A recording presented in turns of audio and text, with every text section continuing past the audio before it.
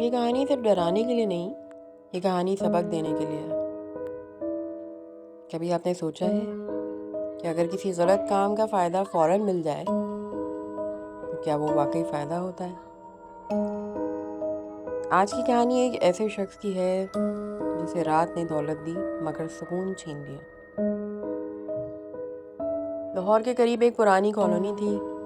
اس colony میں رہتا تھا نوید، 30 سال کا ینگ لڑکا، پرائیویٹ جاب، کام، تنخواہ، گھر والوں کی ذمہ داری۔ روز کی طرح ایک دن نوید آفس سے واپس آ رہا تھا جب اس کی نظر ایک پرانی حویلی پر پڑی۔ لوگ کہتے تھے کہ وہاں کوئی رہتا نہیں، پھر بھی رات کو روشنی ہوتی ہے۔ نوید پہلے ہنس دیتا تھا مگر اس دن اس کے دماغ میں صرف ایک ہی بات گھوم رہی تھی، اگر پیسہ ہوتا ہے تو سب ٹھیک ہو جاتا ہے۔ ایک رات نوید نے ہمت کر کے اس حویلی کا دروازہ کھول دیا۔ اندر پرانی چیزوں کی بو، دیواروں پر قدیم نقش اور بیچ میں رکھی ہوئی ایک صندوق پر لکھا تھا، جو لالچ سے کھولے گا تو وہ خود قید ہو جائے گا۔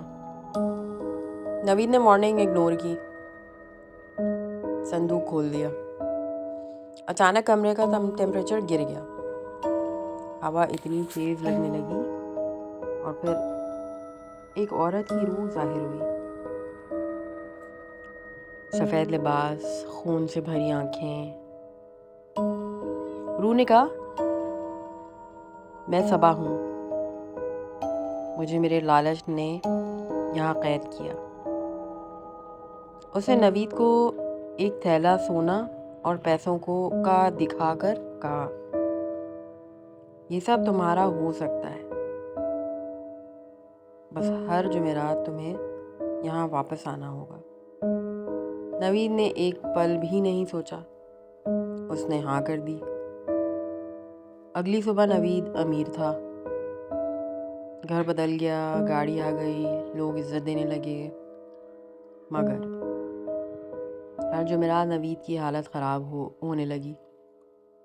نیند میں چیخنا، شیشے میں اپنا چہرہ بوڑھا ہوتا ہوا دیکھنا اور مسجد سے دوری۔ ایک رات اس نے پوچھا، یہ سب کب ختم ہوگا؟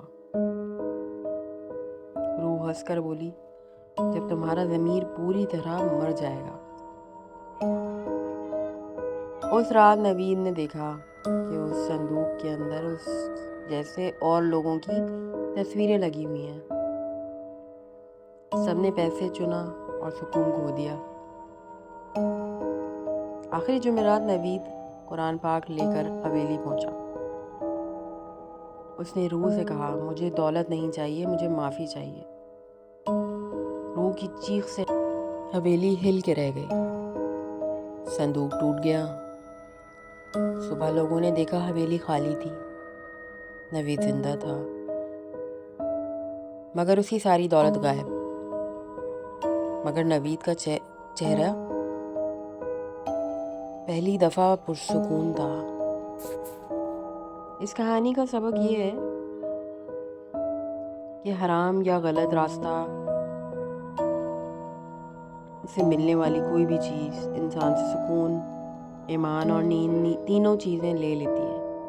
کبھی بھی لالچ کے دروازے پر دستک مت دینا، کیونکہ وہاں سے اکثر روحیں جواب دیتی ہیں۔